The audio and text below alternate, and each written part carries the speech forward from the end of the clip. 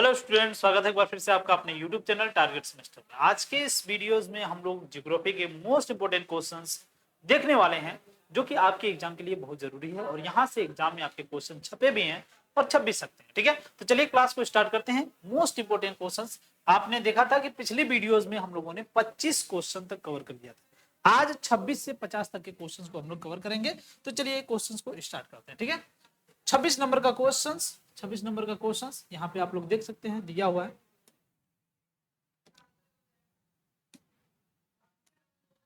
देखिए 26 नंबर का क्वेश्चन क्या कह रहा है? 26 नंबर का क्वेश्चन कह रहा है कि भौगोलिक वातावरण का प्रभाव लिखी गई थी, मतलब भौगोलिक वातावरण का प्रभाव नामक पुस्तक किसने लिखी थी? चार ऑप्शन है आपके पास। ई सैंपल महोदय, फ्रेडरिक लिपले, हार्टसोन और डी नंबर पे है कांट, इमैनुअल कांट ये है।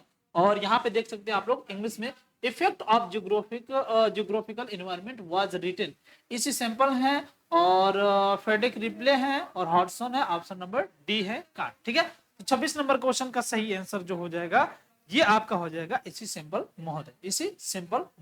ठीक है ना, ये सैंपल महोदय जो है ये कार्ल रीटर जो थे, ठीक है, कार्ल रीटर या फिर रेडजल थे, उनकी शिष्या थे, जो मानव भूगोल के जनक है। ठीक है, रेडजल महोदय उनकी शिष्या थी, मानव भूगोल के जनक रेडजल महोदय उन्हीं की शिष्या थी। ठीक है ना, अब आगे देखते हैं नेक्स्ट क्वेश्चन है निग्रोइड प्रजाति की प्रधानता के कारण काला महाद्वीप कहा जाता है और इस महाद्वीप को अंध महाद्वीप भी कहा जाता है और मानव की उत्पत्ति का भी महाद्वीप कहा जाता है। मानव की उत्पत्ति का महाद्वीप भी कहा जाता है। और यहाँ पे निग्रोइड प्रजाति की उत्पत्ति हुई और सबसे ज्यादा मात्रा में निग्रोइड प्रजाति यहाँ पे थी, इसीलिए इसे कहा जाता है क्या? काला महाद्वीप। सही आंसर क्या हो जाएगा? अफ्रीका महाद्वीप जो है यहाँ पे सही आंसर हो जाएगा। क्या हो जाएगा? अफ्रीका महाद्वीप। ठीक है, चलिए आगे देखते हैं। नेक्स्ट क्वेश्चन है ध्यान दीजिए। नेक्स्ट क्वेश्चन कह रहा है संभववाद शब्द का प्रयोग सर्वप्रथम किसने किया था? क्या विडाल डी ला ब्लास, डार्विन महोदय, मैकिंडर महोदय, फेब्रे महोदय? ठीक है ना, तो यहाँ पे क्वेश्चन कह रहा है प्रयोग करने की बात कह रहा है कि संभववाद शब्द का प्रयोग किसने किया था। तो संभववाद से संबंधित सबसे पहले कौन है? विडाल डी ला ब्लास महोदय है, ये संभववाद से संबंधित है, विडाल डी ला ब्लास महोदय। ठीक है, विडाल डी ला ब्लास महोदय ने संभववाद का परिभाषा जरूर दिया था, संभववाद के बारे में जरूर बताए थे, लेकिन सही आंसर जो होगा वो होगा फेब्रे महोदय। फेब्रे महोदय ने सबसे पहले संभववाद शब्द का प्रयोग किया। संभववाद शब्द का क्या किया? प्रयोग किया। संभववाद वास्तव में होता क्या है? यह एक प्रकार का सिद्धांत है। क्या होता है? सिद्धांत होता है। ये जो सिद्धांत है बाबू, इसे हम लोग इंग्लिश में बोलते हैं पॉसिबलिज्म। ठीक है, पॉसिबलिज्म। ठीक है ना, संभववाद क्या बोलते हैं इसे? संभववाद। इसका मतलब क्या होता है? संभववाद इसका मतलब क्या होता है? इसका मतलब ये होता है कि प्रकृति के विभिन्न स्वरूपों में परिवर्तन करना, परिवर्तित करना। क्यों परिवर्तित करना? क्योंकि अगर हम परिवर्तित नहीं करेंगे, अपने हिसाब से अपने अनुकूल नहीं बनाएंगे, तो जीवन को सरवाइव नहीं कर पाएंगे।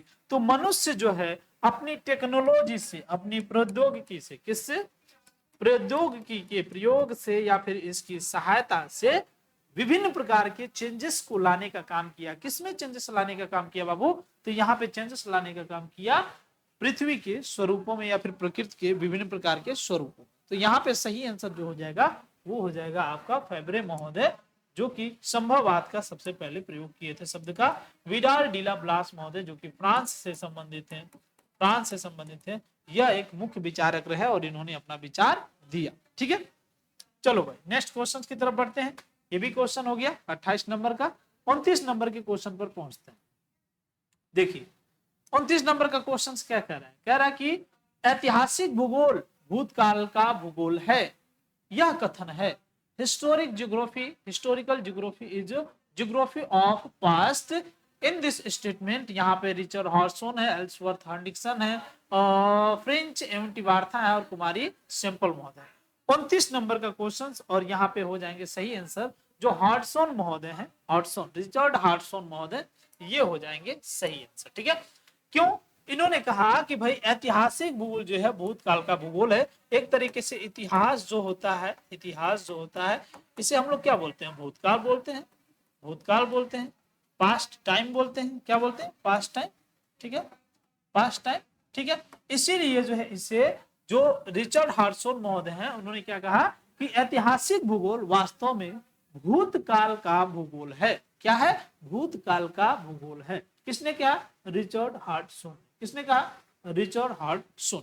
चलो ये भी क्वेश्चन हो गया। यहां तक की बातें मुझे लगता है आपको क्लियर हो गई हैं। अब बढ़ते हैं आगे, नेक्स्ट क्वेश्चन को देखते हैं। चलो भाई यहाँ पे देखना है आपको। क्वेश्चन कह रहा है, क्वेश्चन कह रहा है मानव भूगोल क्रियाशील मानव और अस्थायी पृथ्वी के परिवर्तनशील संबंधों का अध्ययन है। ये विचार किसके हैं? Human geography is the study of the changing relationship between the working of human and the temporary earth. ठीक है, whose thoughts are this? क्या कुमारी सिंपल महोदय हैं, इरविन डेज हैं, या फिर डिमांजिया महोदय हैं, या फिर लेबान महोदय हैं? क्या हो जाएंगे? लेबान महोदय। तो यहाँ पे सही आंसर जो हो जाएंगी, यहाँ पे हो जाएंगी कुमारी सिंपल महोदय। कुमारी सिंपल महोदय की कल्पना क्या थी? जब इन्होंने मानव भूगोल को समझना स्टार्ट किया, मानव भूगोल को जानना स्टार्ट किया, तो इन्होंने देखा कि मानव विभिन्न प्रकार की क्रियाविधि को कर रहा है, विभिन्न प्रकार की क्रियाविधि को कर रहा है। ठीक है, लेकिन पृथ्वी अपरिवर्तनशील है, यह अस्थायी है, मतलब एक तरीके से अपरिवर्तनशील, अपरिवर्तनशील। ठीक है, अस्थायी। ठीक है, इसमें चेंजेस नहीं होता है, बल्कि कुछ कुछ कंडीशनों में, जैसे जो भी प्राकृतिक आपदाएं वगैरह आती हैं उस समय चेंजेस होता है। ठीक है, अन्यथा में चेंजेस नहीं होता है। तो यहाँ पे सही आंसर जो हो जाएगा ये हो जाएगा कुमारी सिंपल महोदय। इन्होंने कहा कि जो पृथ्वी है अस्थायी है, मतलब ये हिल डुल नहीं सकती, अस्थायी रूप से रहेगी, और जो क्रियाशील मानव है ये विभिन्न प्रकार के कार्यों को करते हैं। ठीक है, क्लियर है? चलिए नेक्स्ट क्वेश्चन की तरफ देखते हैं। नेक्स्ट क्वेश्चन है 31 नंबर का क्वेश्चन। इस क्वेश्चन को देखिए। क्वेश्चन कह रहा है कि निम्न में से किस भूगोलवेत्ता ने मानव भूगोल को 3 वर्गों तथा 6 प्रकार के आवश्यक तत्वों में विभाजित कर दिया था? Which of the following geographers has divided human geography into 3 classes? मतलब 3 पार्ट्स में डिवाइड कर दिया, और साथ ही साथ 6 type of essential elements, 6 elements भी इसमें दे दिए थे। आपके पास 4 ऑप्शन है। हंटिंगटन महोदय हैं, फिंच एंटीवार्था महोदय हैं, जीन ब्रून्स महोदय हैं, और पीटर हैगेट महोदय। ठीक है, 4 ऑप्शन है, चारों में से कौन सा सही होगा? तो यहाँ पे सही आंसर जो होगा 31 का वो हो जाएगा जीन ब्रून्स महोदय। कौन हो जाएंगे? जीन ब्रून्स महोदय, जीन ब्रून्स महोदय। जीन ब्रून्स महोदय के द्वारा क्या कहा गया था भाई? जीन ब्रून्स महोदय के द्वारा भूगोल को 3 प्रकार से डिवाइड कर दिया गया। किस भूगोल को भाई? मानव भूगोल को। इसी में सामाजिक भूगोल भी आ जाता है, इसी में आर्थिक भूगोल भी आ जाता है, और इसी में राजनीतिक भूगोल भी आ जाता है। ठीक है, और उसके बाद 6 एसेंशियल एलिमेंट्स में भी इन्होंने डिवाइड कर दिया था। तो यहाँ पे सही आंसर क्या हो जाएगा? जीन ब्रून्स महोदय। इनका भी अपना मानव भूगोल में एक अहम योगदान है। ठीक है बाबू, चलिए नेक्स्ट क्वेश्चन की तरफ बढ़ते हैं। नेक्स्ट क्वेश्चन देखो बाबू, नेक्स्ट क्वेश्चन कह रहा है एंथ्रोपोजियोग्राफी, एंथ्रोपोजियोग्राफी नामक पुस्तक किसने लिखी है? Who wrote anthropogeography? क्या जी टेलर महोदय हैं, क्या कार्ल ओ शॉवर महोदय हैं, क्या जीन ब्रून्स महोदय हैं, या फिर रेडजल महोदय हैं? कौन है भाई? ये 32 नंबर का क्वेश्चन, आंसर बताइए। तो यहाँ पे सही आंसर हो जाएगा आपका रेडजल महोदय। रेडजल महोदय ने ही क्या एंथ्रोपोजियोग्राफी नामक पुस्तक की रचना की थी, और इनको जनक भी माना जाता है। ठीक है, चलो भाई, तो यहाँ पे ये चूंकि फैक्चुअल क्वेश्चन है तो इनके बारे में क्या ही बताएं। चलिए नेक्स्ट क्वेश्चन की तरफ बढ़ते हैं, सीधे सीधे नेक्स्ट क्वेश्चन की तरफ बढ़ लेते हैं। मानव भूगोल का केंद्र बिंदु क्या हो सकता है भाई? आप बताइए। What is the focus of human geography? तो यहाँ पे सही आंसर जो हो जाएगा पृथ्वी होगा, या फिर मानव होगा, या फिर पृथ्वी और मानव होगा, या फिर उपयुक्त सभी। तो जाहिर सी बात है कि मानव भूगोल के बारे में, मानव भूगोल को जब हम लोग पढ़ते हैं, मानव भूगोल को जब हम लोग पढ़ते हैं, तो मानव भूगोल में पृथ्वी पृथ्वी तथा तथा मानव के संबंध, मानव के संबंध को, या फिर मानव किस प्रकार से पृथ्वी पर विभिन्न क्रियाएं करता है, इसी के बारे में हम लोग पढ़ते हैं। विभिन्न क्रियाएं करता है, इसी के बारे में हम लोग पढ़ते हैं। बस यही आपका सही आंसर हो जाएगा। मानव भूगोल में मानव तथा पृथ्वी के संबंध को पढ़ते हैं। उपयुक्त सभी हो जाएगा, पृथ्वी एवं मानव, मानव पृथ्वी, ये सब सही हो जाएगा। ठीक है ना। यहाँ पे उपयुक्त सभी अगर ऑप्शन नहीं होता, कुछ और होता, तब आपका सी वाला ऑप्शन सही होता, लेकिन उपयुक्त सभी है, इसलिए यहाँ पे सही आंसर क्या हो जाएगा, सही आंसर हो जाएगा आपका डी, ऑप्शन नंबर डी। क्या हो जाएगा, ऑप्शन नंबर डी। ठीक है। एक मिनट यहाँ पे थोड़ा सा आपको ध्यान देना है, यहाँ पे एक मिनट थोड़ा सा आपको ध्यान देना है।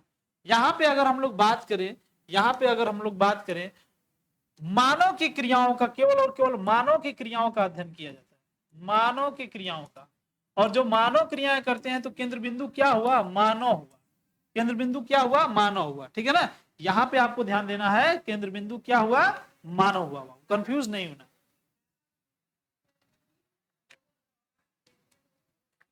यहाँ पृथ्वी की जो भी क्रियाएं हैं, क्रिया प्रक्रिया, उसके बारे में बातचीत होती है, नहीं होती है। ठीक है। सीधा सीधा किसके बारे में बातचीत होता है, मानव के क्रियाओं के बारे में बातचीत होता है। ठीक है। चलिए, यहां तक की बातें क्लियर हो गई। चलिए नेक्स्ट क्वेश्चन की तरफ बढ़ते हैं। नेक्स्ट क्वेश्चन देखिए भाई।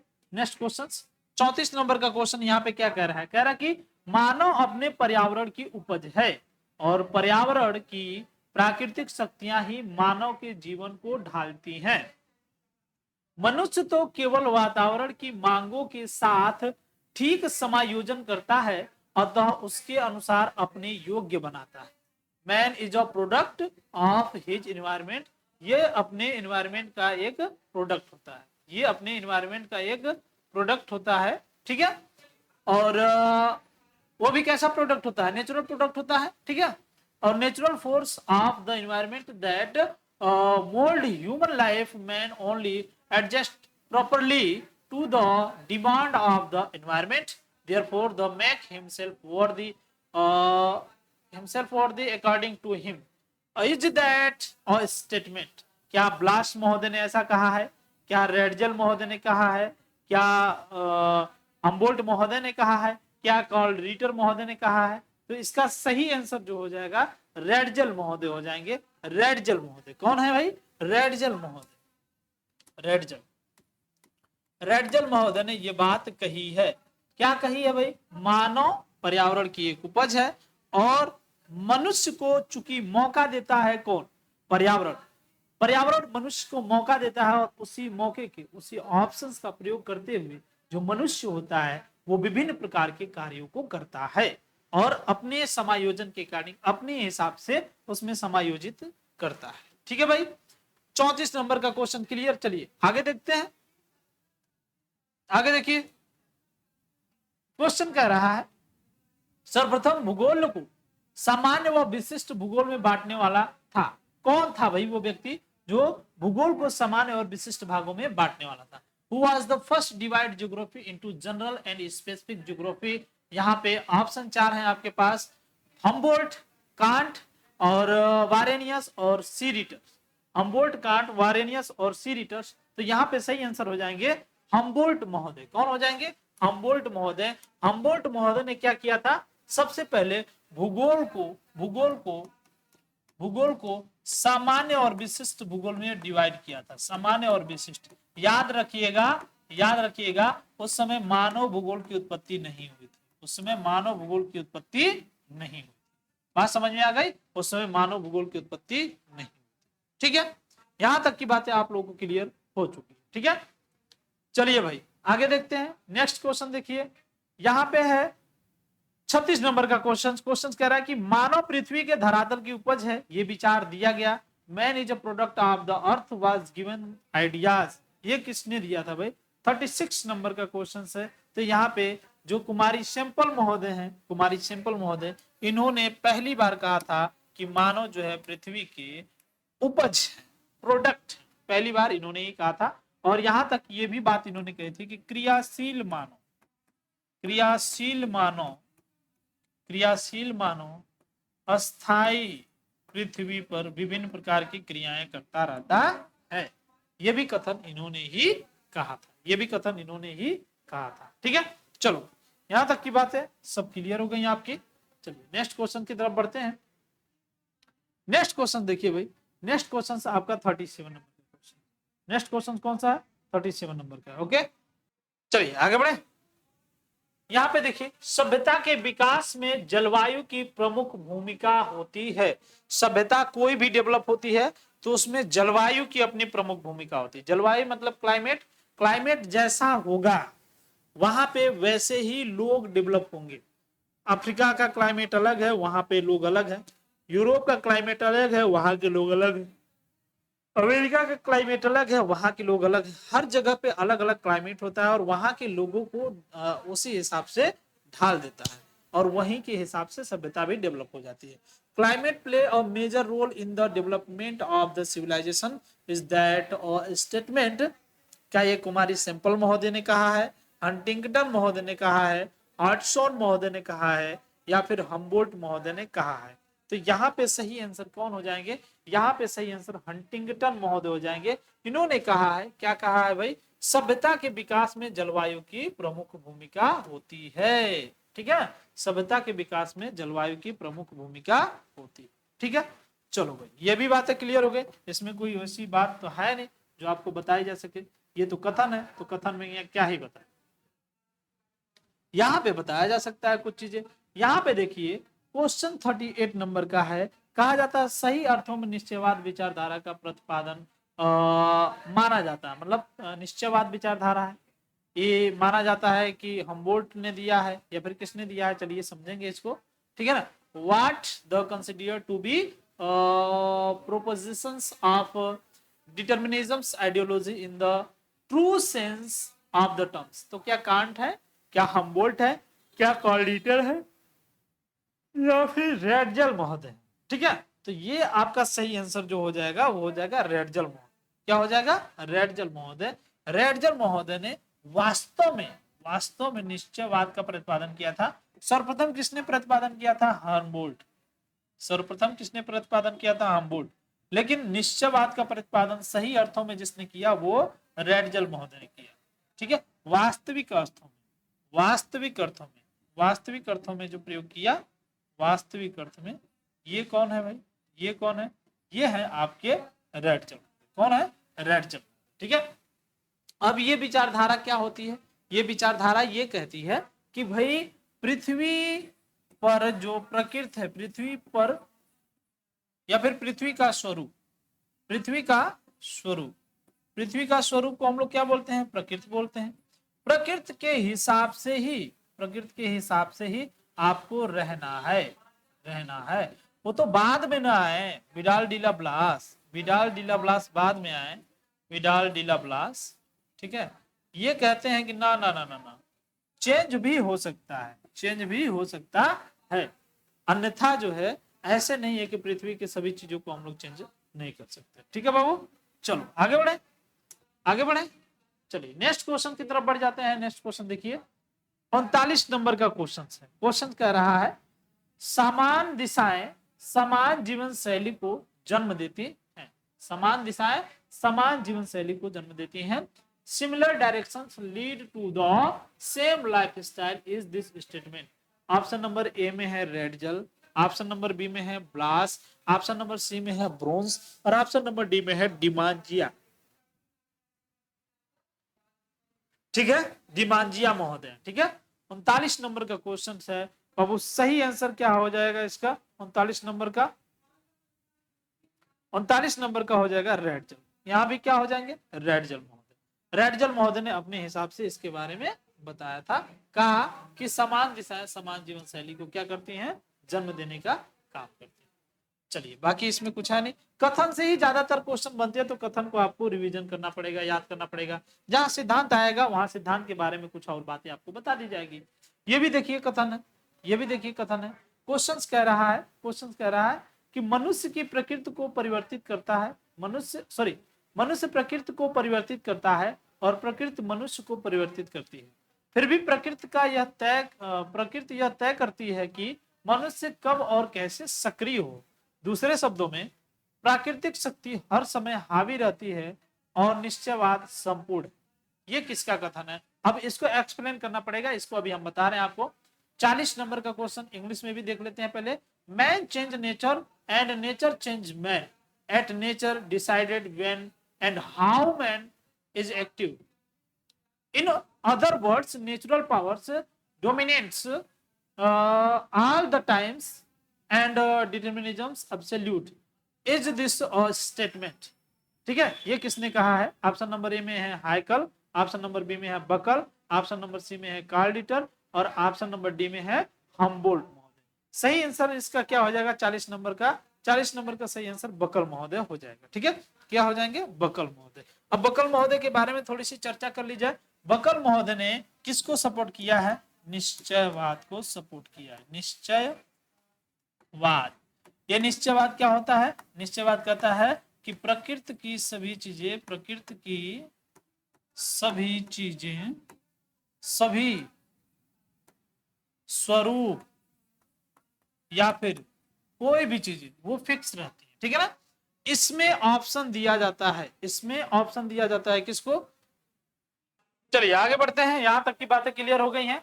तो यहाँ पे जो बकल महोदय है पूरी तरीके से कहा कि देखिए भाई, आप कितना भी संभववादी हो जाइए कोई बात नहीं है, आप कितना भी संभववादी हो जाइए, लेकिन जब तक आपको प्रकृति मौका नहीं देगी कि कब और कैसे आपको सक्रिय होना है, तब तक आप किसी भी प्रकार से प्रकृति में चेंजेस नहीं ला सकते हैं।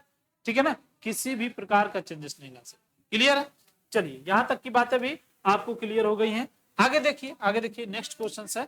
नेक्स्ट क्वेश्चन क्या कह रहा है? क्वेश्चन कह रहा है कि भूगोल में नियमबद्ध निश्चयवाद का प्रतिपादक कौन है?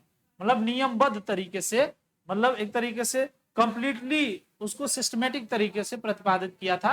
Who is the exponents of systematic determinism in geography? ए है डेमोलिंस है, ईसा बोमेन है, पीटर हैगेट है या बकल है? तो यहाँ पे सही आंसर जो हो जाएंगे वो हो जाएंगे डिमोलिन। डिमोलिंस जो है, डिमोलिंस पहली बार जो है भूगोल में नियमबद्ध तरीके से निश्चयवाद का प्रतिपादन किया था। निश्चयवाद में आपको हम बार बार बता दिए हैं कि प्रकृति के हिसाब से ही रहना पड़ेगा। इसमें आप जब एनसीईआरटी पढ़ेंगे तो उसमें बेंदा की कहानी मिलेगी। एक व्यक्ति है जो जंगल में रहता है, बेंदा, इसकी कहानी है, इसकी कहानी के हिसाब से आप समझ सकते हैं। ठीक है, चलिए आगे बढ़ते हैं नेक्स्ट क्वेश्चन की तरफ। 42 नंबर का क्वेश्चन है। 42 नंबर का क्वेश्चन कह रहा है क्या? मानव भूगोल के सिद्धांत का लेखक है। मानव भूगोल के सिद्धांत के लेखक कौन है? Who is the author of theory of human geography? क्या हम्बोल्ट है, क्या हंटिंगटन है, क्या हार्टस्टोन है, क्या ब्लास महोदय है? 4 ऑप्शन है आपके पास और सही आंसर जो इसका हो जाएगा ये हो जाएंगे हंटिंगटन महोदय। हंटिंगटन महोदय मानव भूगोल के सिद्धांत के लेखक है, इन्होंने ये पुस्तक लिखी थी। तो देखिए ज्यादातर ज्योग्राफी में क्वेश्चन, सिद्धांत तो वैसा है नहीं, तो ज्यादातर जो कथन और जो किताबें हैं यहीं से क्वेश्चंस आते हैं। सिद्धांत में क्या है? सिद्धांत में 2 या 3 सिद्धांत हैं। एक तो निश्चयवाद है, दूसरा क्या है? संभववाद है, तीसरा क्या है? तीसरा है आपका तीसरा आपका हो जाएगा नौ निश्चयवाद। क्या हो जाएगा? नौ निश्चयवाद। यही 2-3 सिद्धांत बहुत बड़े लेवल पे हैं और कोई दूसरा वैसा सिद्धांत है नहीं। ठीक है, चलिए आगे बढ़े। ये तो 42 नंबर का क्वेश्चन हो गया। चलिए आगे बढ़ जाते हैं। नेक्स्ट क्वेश्चन 43 नंबर का क्वेश्चन। 43 नंबर का क्वेश्चन देखिए, कह रहा कि निम्न में से कौन रेडजेल का शिष्य है? निम्न में से कौन रेडजेल का शिष्य है? रेडजेल के बारे में हमने शुरू में ही बताया कि रेडजेल की जो शिष्या थी वो कुमारी सेम्पल महोदय थी। कौन थी? कुमारी सेम्पल महोदय। ठीक है ना। Who among the following disciple of Ratzel? तो यहाँ पे सही आंसर कौन हो जाएगा? आपका सही आंसर कुमारी सैंपल महोदय हो जाएंगे। कौन हो जाएंगी? कुमारी सैंपल महोदय। ठीक है, चलिए नेक्स्ट क्वेश्चन देखते हैं। नेक्स्ट क्वेश्चन यहाँ पे देख सकते हैं 44 नंबर का क्वेश्चन। 44 नंबर का क्वेश्चन कह रहा है तद्यपि पर्यावरण निश्चित रूप से मनुष्य को प्रभावित करता है, मनुष्य प्रत्यक्ष पर्यावरण में परिवर्तन करता है, यह अंतःक्रिया इतनी जटिल है कि जानना कठिन हो जाता है कि कब एक प्रभाव समाप्त होता है और दूसरा प्रभाव आरंभ होता है। ठीक है, although the environment certainly affected human beings and human process, ठीक है ना, human process change in environment and interactions are so complex that is difficult to know when one effect cases and when other occurs। ठीक है ना, तो यहाँ पे सही आंसर कौन हो जाएंगे? यहाँ पे सही आंसर जो होने चाहिए वो तो होने चाहिए ताथम महोदय। कौन होने चाहिए? ताथम महोदय। लेकिन यहाँ पे सही आंसर वो तो है नहीं, तो किसी दूसरे को पकड़ना पड़ेगा भाई। यहाँ पे उसके करीबी कौन हो जाएंगे? तो यहाँ पे टालेमी महोदय है, टालेमी महोदय को हम लोग को पकड़ना पड़ेगा। ठीक है, क्लियर है? यहाँ पे सही आंसर टालेमी हो जाएगा, वैसे तो ताथम महोदय हो जाएंगे। ठीक है, चलिए नेक्स्ट क्वेश्चन की तरफ बढ़ते हैं। नेक्स्ट क्वेश्चन 44 नंबर का क्वेश्चन हो गया। 45 नंबर का क्वेश्चन देखिए। 45 नंबर का क्वेश्चन कह रहा है पर्यावरण प्रकृति तथा मानव को अलग करता है। पर्यावरण जो होता है प्रकृति तथा मानव को क्या करता है? अलग अलग कर देता है और भूगोल विषय की मूलभूत एकता को नष्ट कर देता है, अर्थात एक संगठित विज्ञान के रूप में भूगोल का विरोधी है। यह कथन किसका है भाई? यह कथन हार्टसोन महोदय का है। किसका है? हार्टसोन महोदय का। Environment separate nature and man and destroy the fundamental unity of geography that antithetical to geography as an organized sciences is this statement। तो यहाँ पे सही आंसर आपका हार्टसन महोदय हो जाएंगे। ठीक है, आगे देखिए भाई नेक्स्ट क्वेश्चन देखिए। नेक्स्ट क्वेश्चन क्या है भाई? नेक्स्ट क्वेश्चन कह रहा है पर्यावरण स्वयं में अर्थहीन वाक्यांश है, बिना मानव के पर्यावरण का कोई अस्तित्व नहीं है। Environment is a meaningless force in itself without human beings there no existence of environment। यहाँ पे ऑप्शन है 4 बकल हैं, हकल हैं और स्पेट हैं और वेल्स हैं। तो यहाँ पे सही आंसर क्या हो जाएगा? सही आंसर हो जाएगा स्पेट। स्पेट महोदय ये कहते हैं कि पर्यावरण अपने आप में मनुष्य के बिना अर्थहीन है। नेक्स्ट क्वेश्चन देख लेते हैं भाई। नेक्स्ट क्वेश्चन से आपका जेफरसन्स का मुख्य योगदान क्या है? जेफरसन्स का मुख्य योगदान, what is the Jefferson's main contributions? क्या मानव भूगोल है, भौतिक भूगोल है, आर्थिक भूगोल है, सांस्कृतिक भूगोल है? तो यहाँ पे मानव भूगोल हम लोग पढ़ रहे हैं, तो मानव भूगोल ही हो जाएगा। क्या हो जाएगा? मानव भूगोल हो जाएगा। ठीक है, क्लियर है? ह्यूमन ज्योग्राफी हो जाएगा। ठीक है, चलिए नेक्स्ट देख लेते हैं 48 नंबर का क्वेश्चन। 48 नंबर का क्वेश्चन कह रहा है कि निश्चयवाद के विपरीत संभववाद भौगोलिक स्थिति में होते हुए भी मनुष्य के व्यवहार को वैकल्पिक प्रारूप चयन करने की स्वतंत्रता पर बल देता है। यह कथन किसका है? स्पेट का है, चिसोल्म का है, पीटर हैगेट का है या फिर डिकिंसन का है? प्रोबेबिलिज्म इज, यहाँ पे प्रोबेबिलिज्म नहीं होना चाहिए, पॉसिबलिज्म होना चाहिए, पॉसिबलिज्म होना चाहिए। ठीक है, is contrast to determinisms emphasize the freedom of man choose an alternative mode to behavior even though he is geographically located। तो यहाँ पे सही आंसर क्या होना चाहिए? स्पेट, चिसोल्म या फिर पीटर हैगेट या फिर डिकिंसन। ठीक है, तो यहाँ पे सही आंसर डिकिंसन हो जाएंगे। कौन हो जाएंगे? डिकिंसन महोदय। ठीक है ना, ऑप्शन नंबर डी। अब देखिए 49 नंबर का question, geographical introductions to history पुस्तक के लेखक कौन है? तो ये तो पुस्तक के लेखक हैं, इनमें तो कुछ ऐसा है नहीं, तो यहाँ पे सही आंसर हो जाएंगे कौन? फेब्रे, लुमियन फेब्रे, फेब्रे महोदय हो जाएंगे। ठीक है ना, नेक्स्ट क्वेश्चन देख लेते हैं और लास्ट क्वेश्चन, संभववाद के प्रवर्तक कौन है भाई? Vidal de la Blache. कब से चिल्लाते हुए आ रहे हैं कि संभववाद के जो प्रवर्तक हैं, जो प्रमोटर हैं, वो कौन है? ये विडाल डिला ब्लास। कौन है? Vidal de la Blache. तो आज की क्लास को यहीं पे समाप्त करते हैं, मिलते हैं नेक्स्ट क्लास में, तब तक के लिए टाटा बाय बाय।